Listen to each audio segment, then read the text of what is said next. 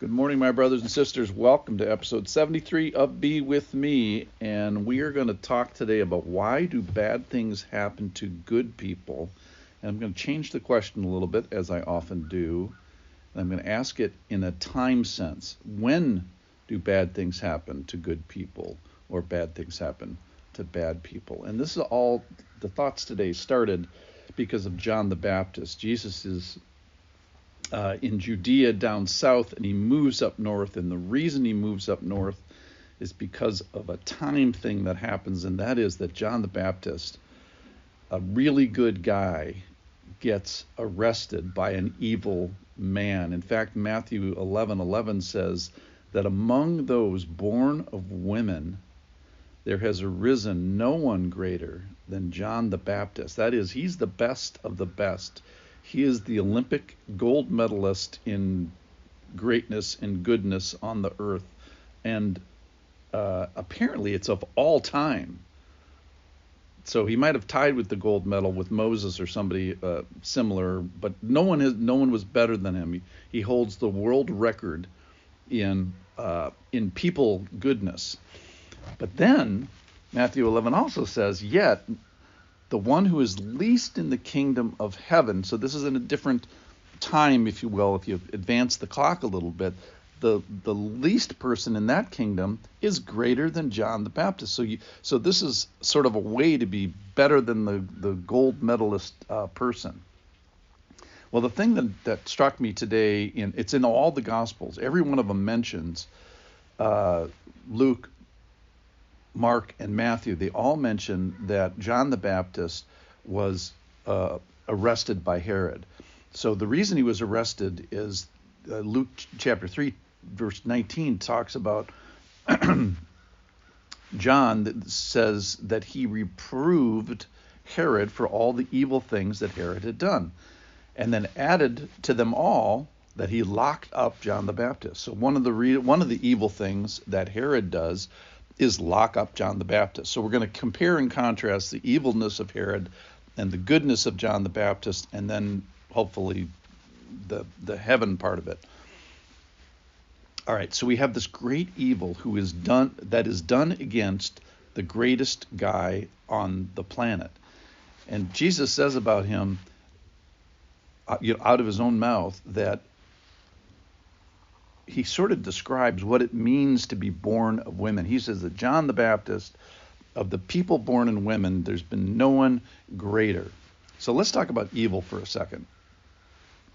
We have evil that is done against us, and John the Baptist is a good example of that. There's this evil that's done against him. He shouldn't have been arrested. He was arrested. He shouldn't have been beheaded. He was beheaded. And there's evil that is done against him. Welcome to the world, Mr. John the Baptist. And then there's evil done by us. And Herod is the good example of that, where he foists this evil on John the Baptist. He does this evil thing and marries his brother's wife. He is influenced by Salome. So he's a good example of being a really bad example. But then there's this uncomfortable thing about the evil that is done by us and done to us, that we are people in fallen bodies. We are people with fallen hearts. We're people that get depression and have bipolar, and fallen bodies that get diabetes, and we have these fallen souls. And then we live in this world. I was thinking this week I saw someone partially drowned for about 5 seconds. So the difficulty living on our planet. So we have a good example in Jesus on how to suffer, but I don't want to get into that. What I want to do is I want to point the direction towards the one who's least in the kingdom of heaven is greater than John the Baptist, is better than the best of the best. And so I want to separate the time between this kingdom and that kingdom and do some thinking about that. So there's this next kingdom, and the rules are the same. Good is still good and bad is still bad. But the reign is different. That is that God is sort of sovereign here, but almost with a hands-off approach, or evil is not punished and good is not perfectly rewarded on this planet, but it will be. The reign is going to be different then. So evil will be known, there still will be good, there still will be bad, but it will be perfectly and justly uh, uh, judged against, if you will. There will be special powers there uh, that we don't see as much currently. All right, so back to my question. My original question is, when do bad things happen to good people? And now is a pretty good answer to that question. John the Baptist being a good example of that. All right, so do good things happen to bad people? So I was thinking about the common graces. So even Herod, this terribly evil person, he probably still had the benefit of family. He probably got together, went on vacation with his family, had a good time, and then went back to his evilness in his job. So he probably had the blessings of a mother that loved him, and maybe a brother that cared for him, or a wife that loved him, or something like that. The rain still fell on his crops. So good things can actually happen to bad people in this world. But let's turn the dial forward a little bit. Will bad things happen to bad people in the next kingdom? The answer is for sure, because another kingdom is coming, and there justice will be perfect.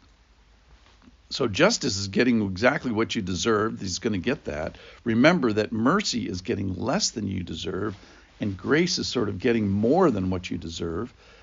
So here's my final question: is do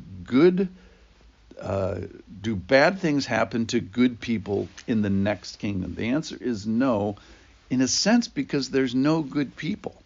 I love going to church and I love being in church because it's full of graced people. It's full of people under mercy. There are no righteous people in the physical church today. They're all under grace and mercy. So the way we get to be better than John the Baptist is that we have to get out of this mess and get a membership in the next kingdom.